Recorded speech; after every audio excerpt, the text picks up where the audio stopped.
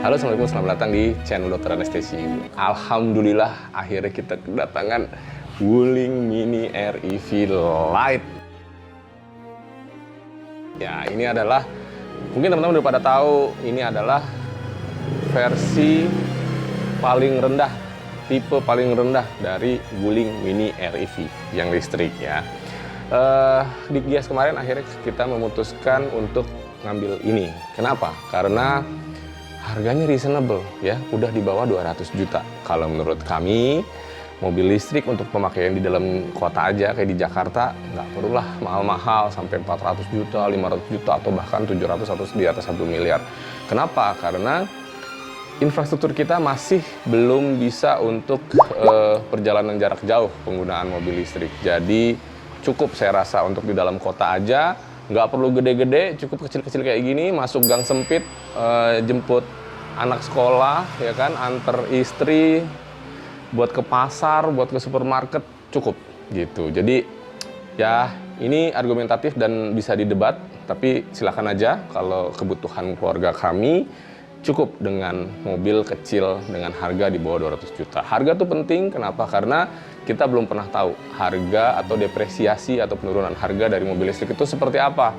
Per tahunnya berapa? Kalau mobil bensin, mobil solar, mobil mesin bahan bakar, itu kita udah bisa hitung harga depresiasi per tahunnya atau penurunan harganya. Tapi kalau mobil listrik belum tahu ya. Jadi mendingan nggak usah yang mahal-mahal dulu. Tapi kalau duitnya lebih banyak atau banyak uang lebih, silakan aja sih kalau mau beli yang mahal. Oke, nah mungkin udah banyak yang juga udah nonton apa sih bedanya yang EV Lite ini. Yang Mini Air EV Lite itu bedanya ya banyak banget dipotongnya sebenarnya ya. Lampu jadinya halogen, terus two-tone-nya hilang ya. Jadi ini putih murni, atapnya tetap putih. Jadi kalau suka yang two-tone, segera langsung ke tukang stiker ya.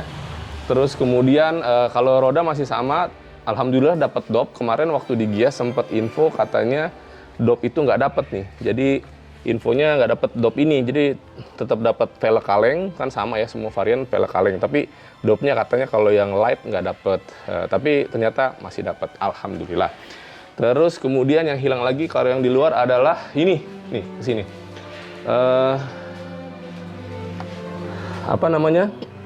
Kamera mundurnya yang seharusnya ada di sini ya, itu hilang.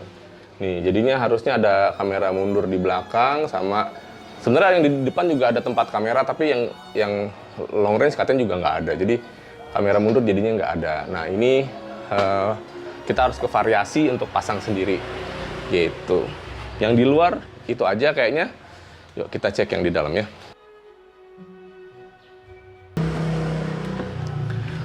Nah, masih baru guys, masih diplastikin. Nanti kita copot-copot. Lalu kemudian ini kuncinya ya.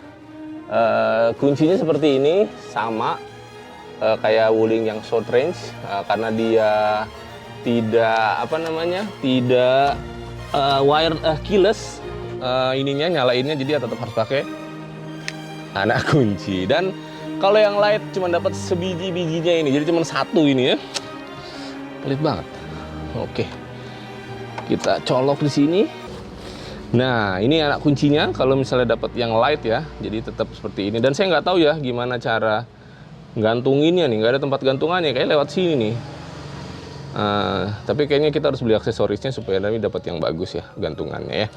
Nah, anak kuncinya dipencet, keluar, masuk ke colokannya, diputar langsung on aja. Nah, ini.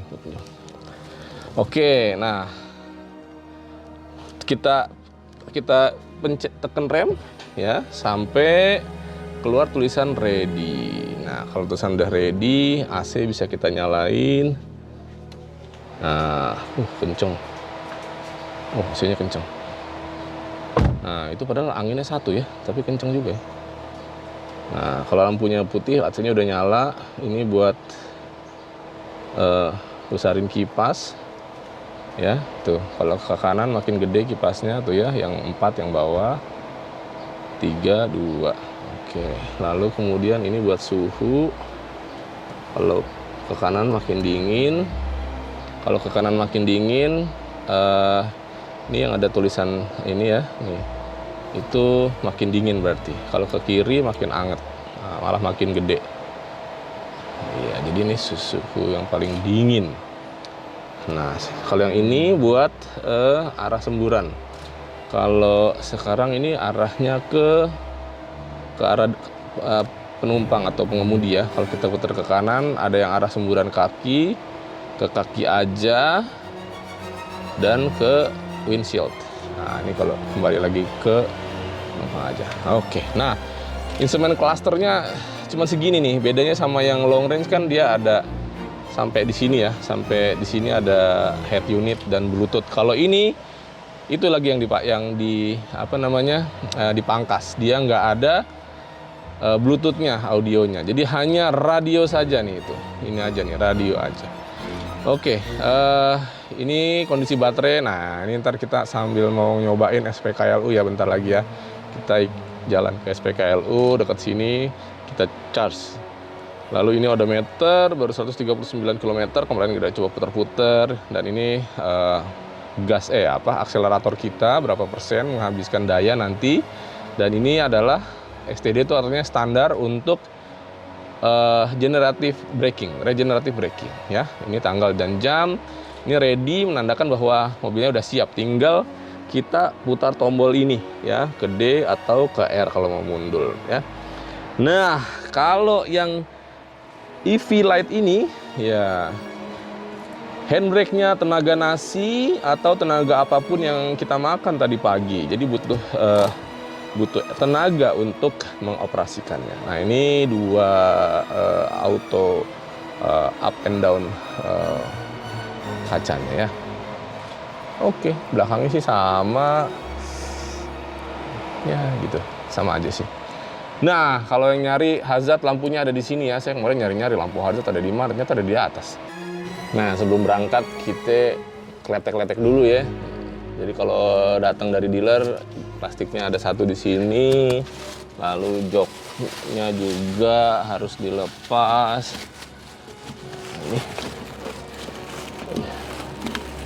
Ini sebuah kenikmatan bisa ngelepas plastik jok. Oke, biar nggak kelihatan kayak mobil baru. Let's go. Nah, kita cari SPKLU ya. Ini kebetulan belum bisa ngecas karena ampernya masih kecil, padahal dayanya sudah dinaikin. Kita ke SPKLU terdekat di Gambir. SPKLU. Nah, satu yang jadi ganjalan adalah karena pintunya besar untuk mengakomodir supaya orang bisa masuk ke area belakang ya kan. Seat beltnya jauh di belakang tuh. Jadi kita kalau mau ngambil seat belt ke belakang gitu, baru bisa pasang. Ya, jadi karena kan emang cuma 2 pintu mobilnya. Jadi pintunya jadinya lebar karena supaya orang belakang bisa masuk dengan cara kursinya ini dikedepanin ya. Oke, kita jalan yuk.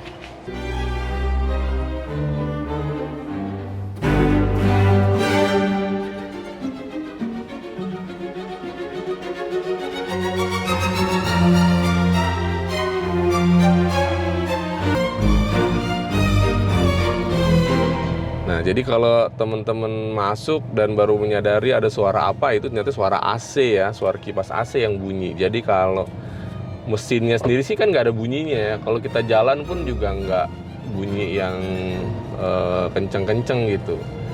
Suara mesin atau motor listriknya tuh ada ruang gitu.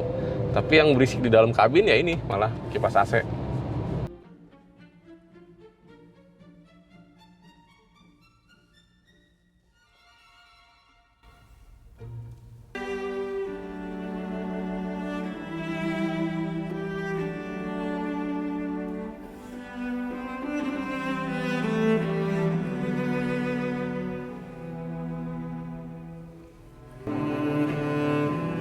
Guys, ternyata pas sudah sampai sini penuh, sedang dipakai, dan kita nggak bisa ngecas pakai yang itu, pakai yang motor. Jadi kita harus nyari. Nah, kita ada info lewat aplikasi My PLN. Nah, SPKLU yang gedung Kementerian BUMN tersedia. Nah, kita ke sana aja. Kita pencet direction. Nah, let's go. Dia ada di Sabang. Berarti harus muter Tugutani ke arah sana, ke arah barat. Oke, let's go.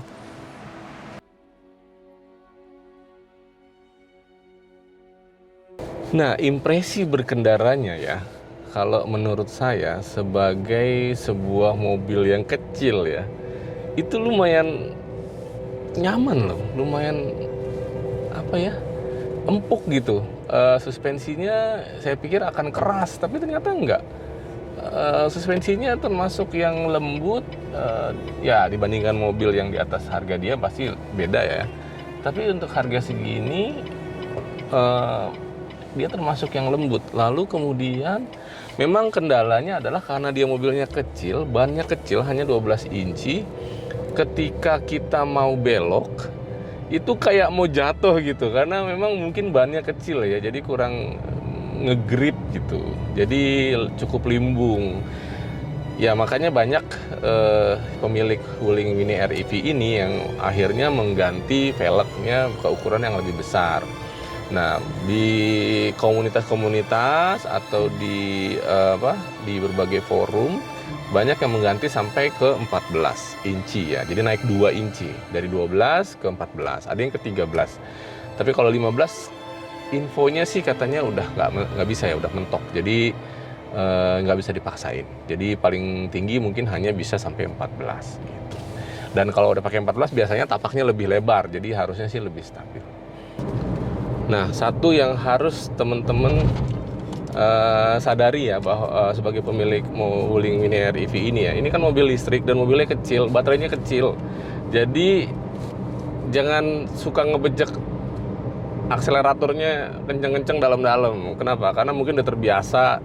Saya sendiri misalnya udah biasa bawa mobil bensin atau mobil mesin gitu ya, mesin bakar, itu pengennya kenceng gitu, tapi pas mobil listrik ternyata kalau kita terlalu seperti itu, baterainya tuh kesedotnya lumayan besar gitu. Kan bisa kelihatan di sini nanti kalau teman-teman ngencet akselerator, berapa persen baterai yang disedot oleh akselerator kita yang kita tekan.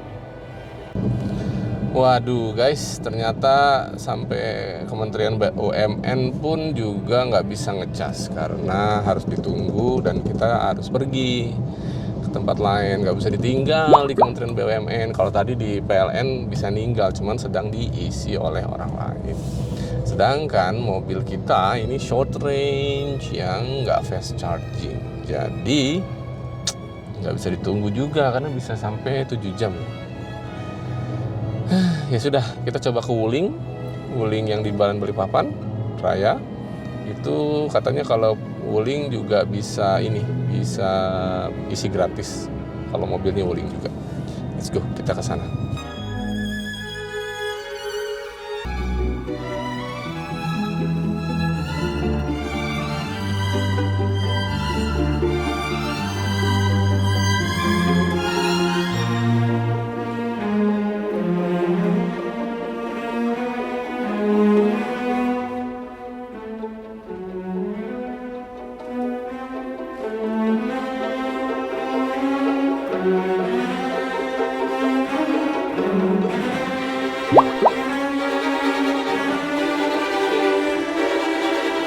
Setelah udah nyampe sini, ternyata di start nggak bisa. Saya udah nanya sama customer service-nya, mereka juga nggak tahu.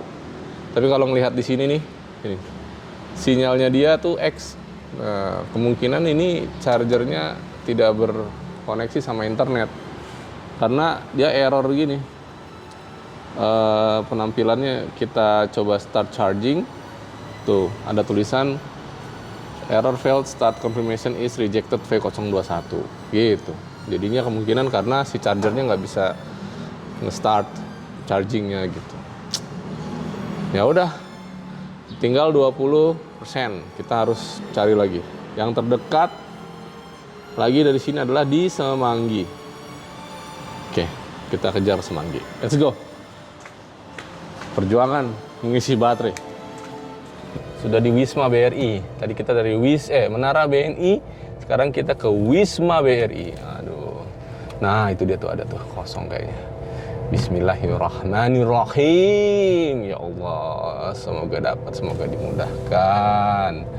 Mau ngisi mobil listrik aja susah banget di Jakarta, apalagi di kampung. Oke, sip. Bismillah.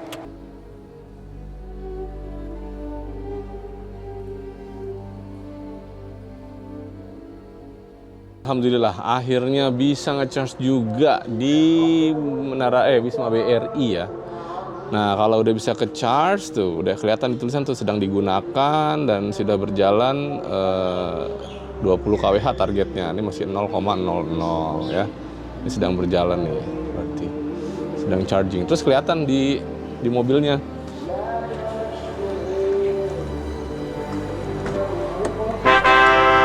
Nah, charging. Ada tulisannya charging 21%, sekarang lagi charging. Oke. Kita beli 20 kWh, semoga cukup ya. Kayaknya sih cukup ya, karena baterai kita kan cuma 17 kWh ya. Kayaknya cukup ya, insyaallah.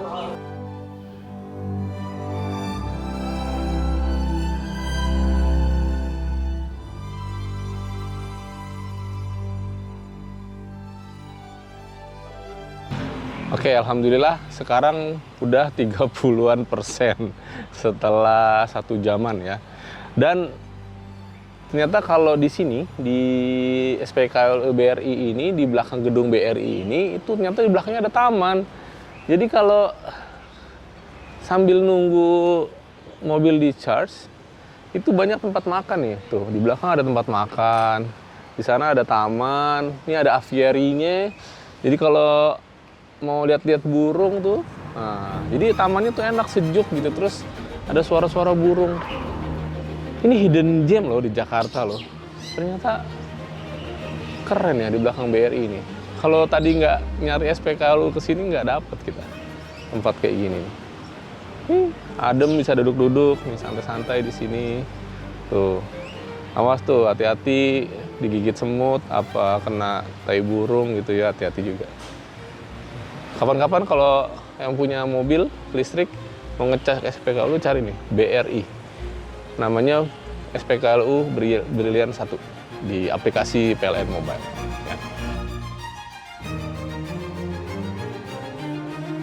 Ya, jadi karena memang mobil kan harus di-charge 7 jaman ya. Jadi mungkin baru selesai nanti malam habis maghrib. Jadi mobil kita tinggal aja, ntar malam kita jemput. Oke, perjuangan kita hari ini mencari charging station buat Wuling Light yang butuh waktu panjang buat ngisi. Jadi emang bagusnya harus di rumah juga harus udah bisa ngisi. Jadi supaya di rumah ditinggal malam, tinggal tidur, besok pagi bisa dipakai. Kalau harus ngisi nyari SPKLU agak repot dipakai mobil ini ya. Itu salah satu kendala kita kalau punya Wuling Mini REV yang versi light gitu. Atau yang short range juga sebenarnya ya. Jadi harus punya di rumah sendiri. Oke, itu aja. Kalau ada yang mau komen, kasih masukan, atau ada tempat SPKLU yang bagus juga kayak gini, tulis di kolom komen ya. Ditunggu. Thank you.